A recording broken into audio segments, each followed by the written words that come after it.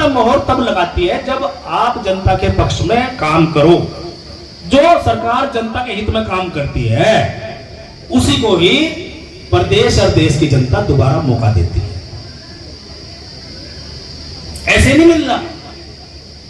जब लोग वोट डालने जाते हैं ना, वो पिछले कार्यकाल भी देखे हैं भाई, 7 से 12 कैसा रहा था, 12 से 17 कैसा रहा था। 7 से 12 वाले को तो फिर भी कुछ कहते हैं ठीक से रहा था, लेकिन 12-17 वाले को तो बोलते से लोग। आज उत्तर प्रदेश में कानून का राज स्थापित है।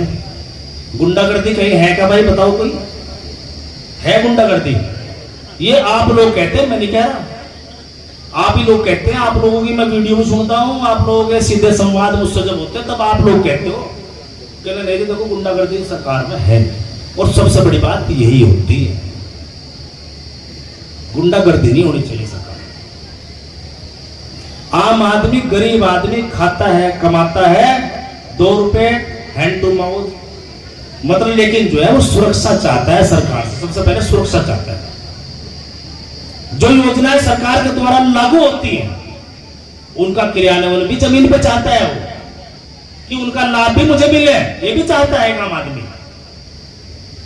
गरीब आदमी ये भी चाहता है, लेकिन साथ साथ वो चाहता है कि मेरा परिवार, मेरे बहन बेटियां सुरक्षित रहें, ये सरकार से गारंटी भी चाहता है।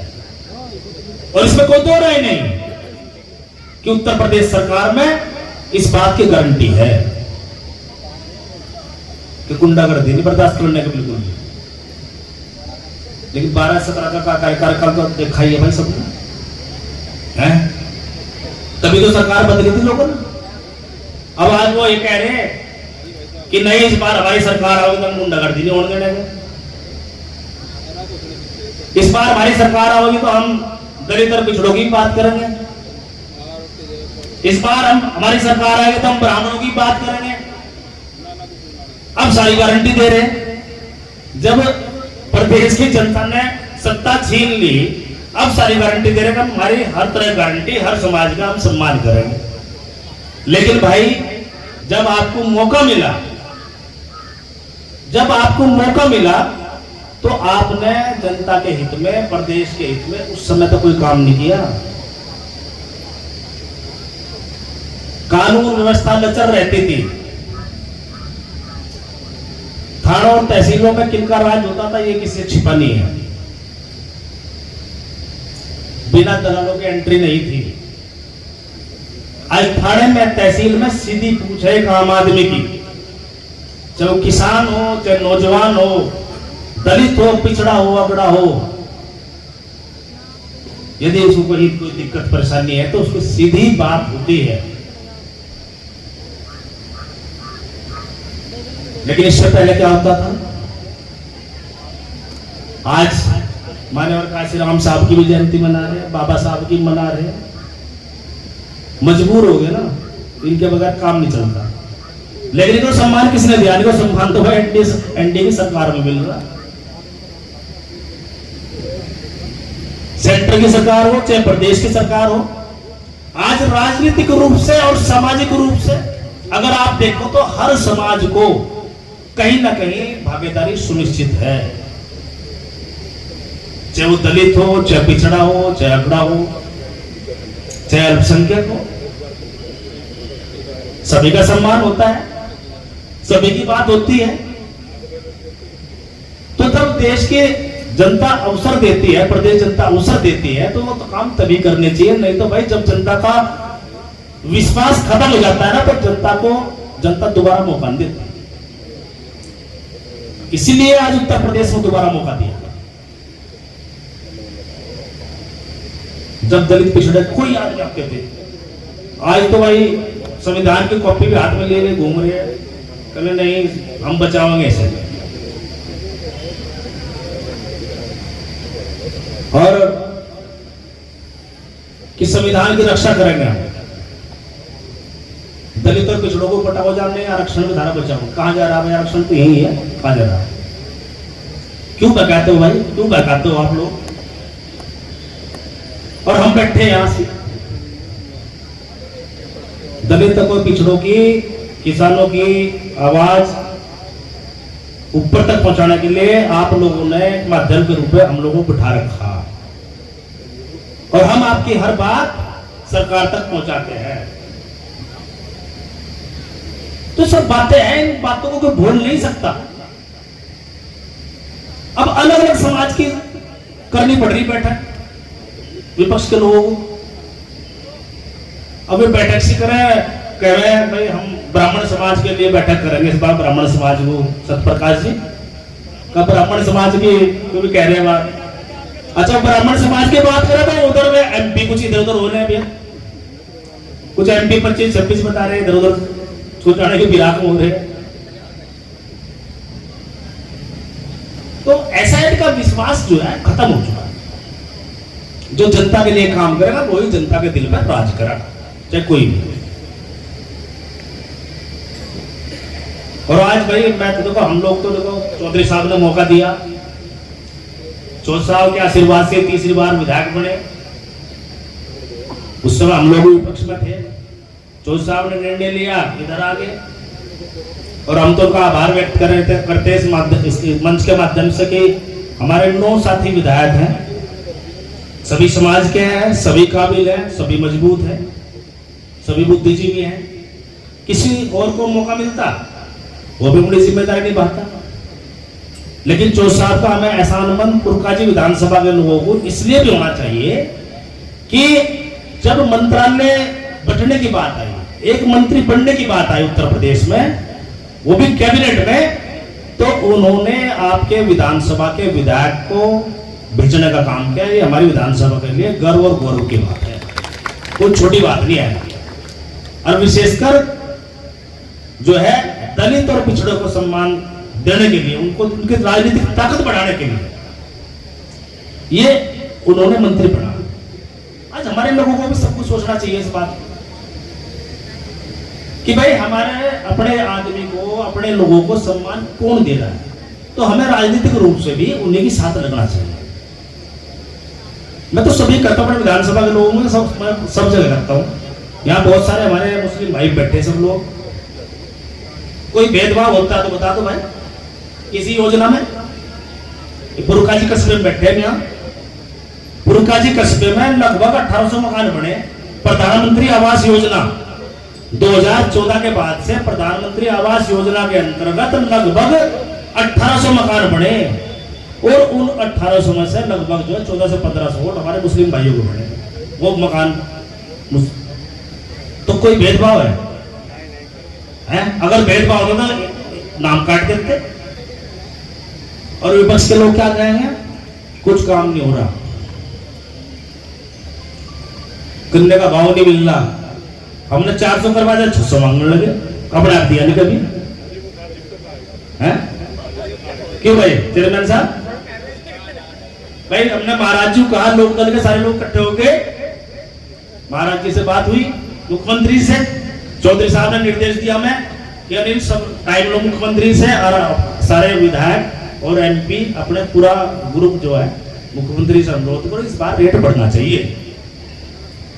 हमने अपने मुख्यमंत्री से बात रखी, लगभग आधा पौना घंटा बात हुई, अलग से बात करी मुख्यमंत्री जी ने बिल्कुल लोकदल के लोगों से, और उन्होंने हमें आश्वासन दिया कि आप चिंता करो, इस बार जो चौधरी साहब चाह रहे वही कर देंगे। चौधरी साहब ने कहा 400 पार करना, आपका पार देख लेगा, 400 तो हो ही गया, 400 तो हो ही गया। तो ऐसा नहीं है, देखो हर चीज होती है।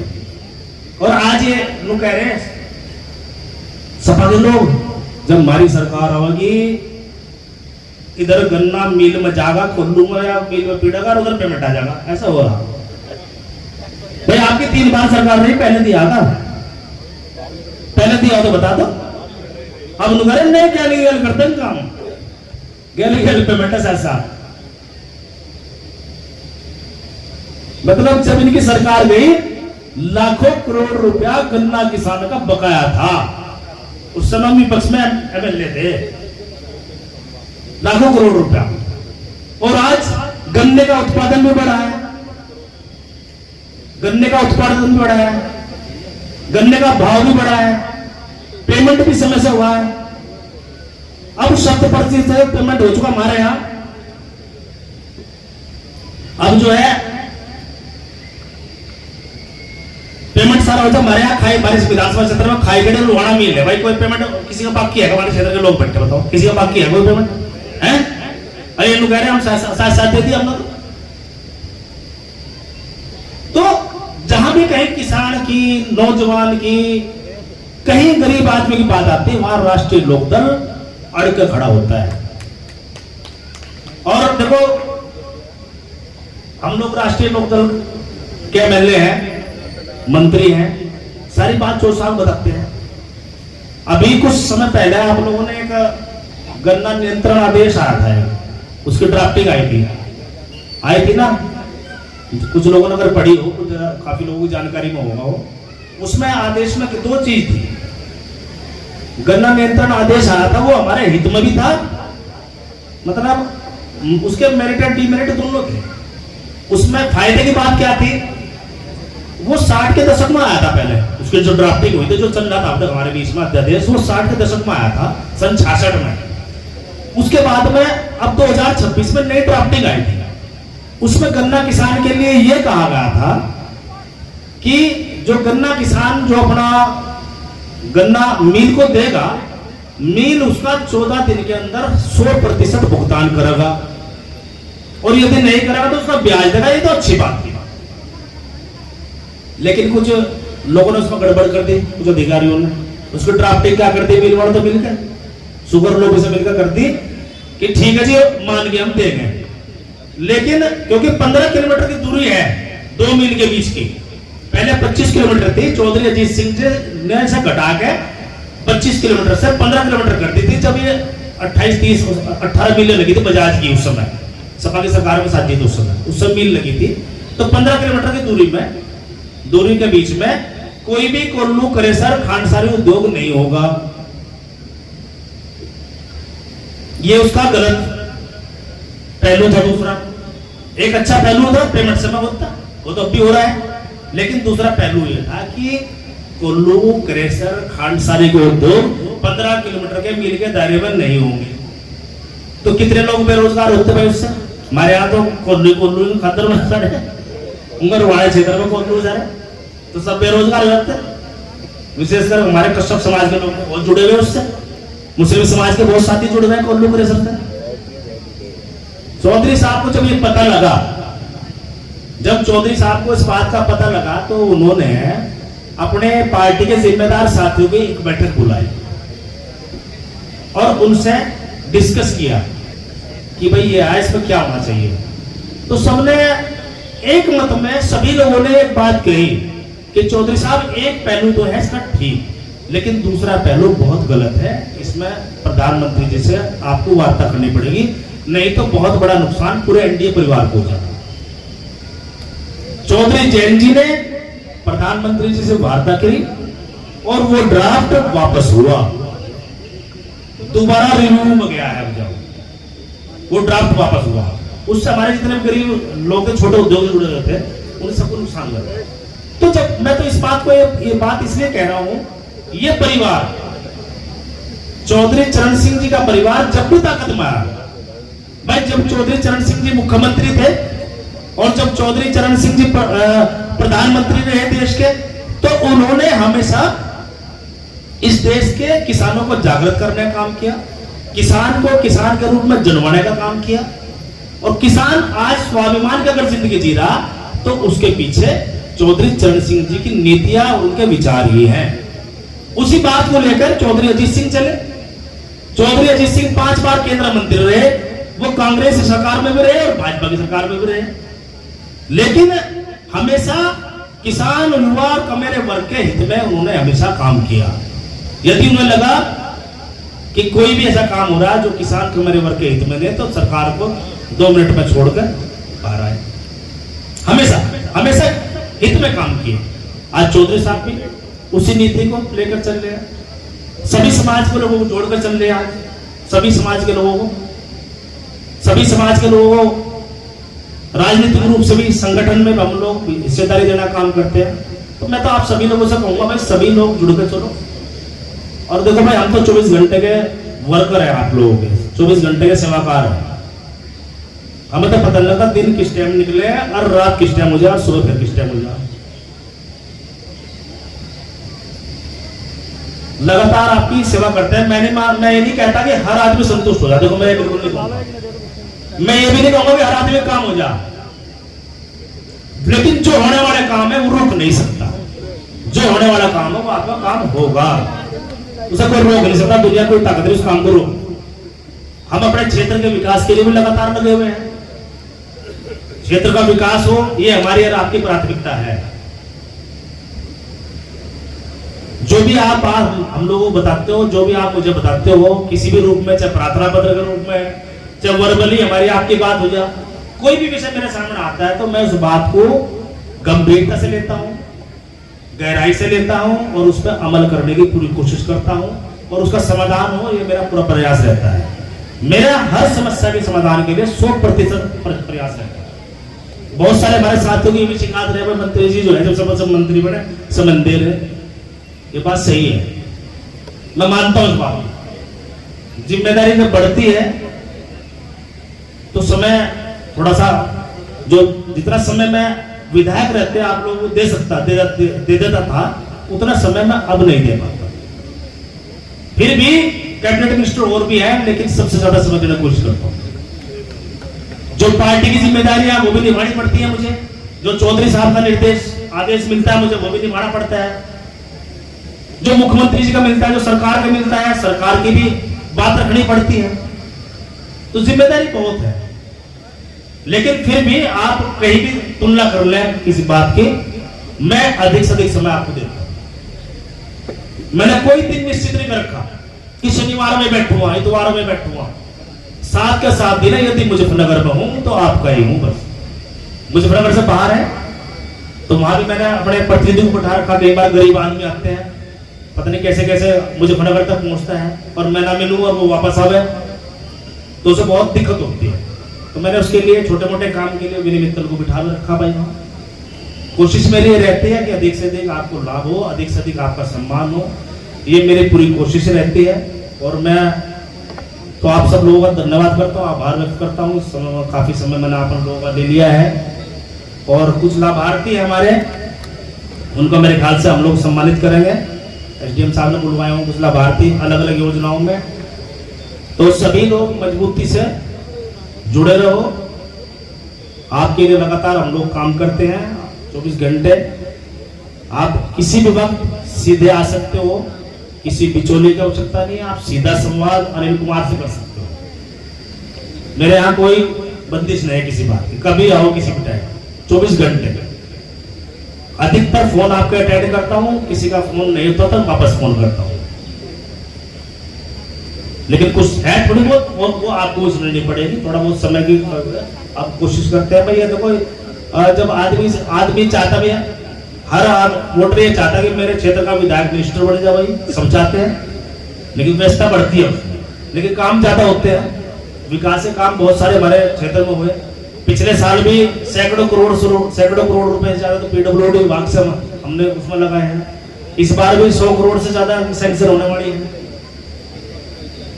एक दो समस्या बड़े हैं, उन पर लगातार मुख्यमंत्री से हम लोगों की वार्ता चल रही है। और मैं तो सभी से कहता हूँ भाई, विशेषकर अपने मुस्लिम भाइयों से, भैया इनका बकाया मनाओ, इनकी कहीं सरकार कहीं तक नहीं आने वाली, ठीक है। ज्यादा चक्कर मनाइयो, ठीक है। अपना एक तरफा जो है लड़का चलाओ, एनडीए परिवार को वोट दो, सारे कहीं। नहीं तो भाई देखो पश्चिम बंगाल फलाना ढिमकाना तब देखे रहे सब। ये जो एमपी भाग रहे, थोड़े भाग रहे, वैसे थोड़ा भाग रहे, इसलिए तो भाग रहे हैं। ये तो मोदी जी ने कह दिया, देखो मैं इस देश को विकसित देश करके ही छोड़ दूंगा। भाई जो देश हमारे तब बाद में आजाद हुए, वे तो विकसित बन गए, वे तो डेवलप्ड कंट्री में खड़े हैं।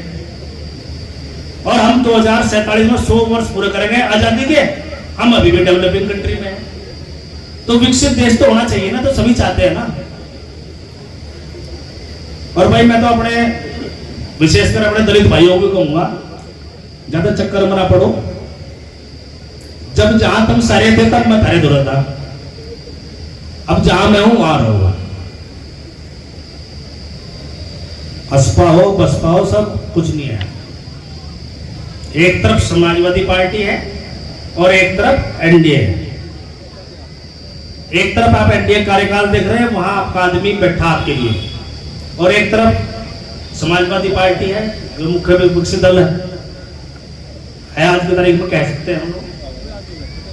रहेगा नहीं रहेगा तो बात की बात है, लेकिन क्या स्थिति है, क्या कैसे कैसे प्रहार उन्होंने अपने कार्यकाल के दौरान लोगों के लिए किए, वो किसी छिपे नहीं है।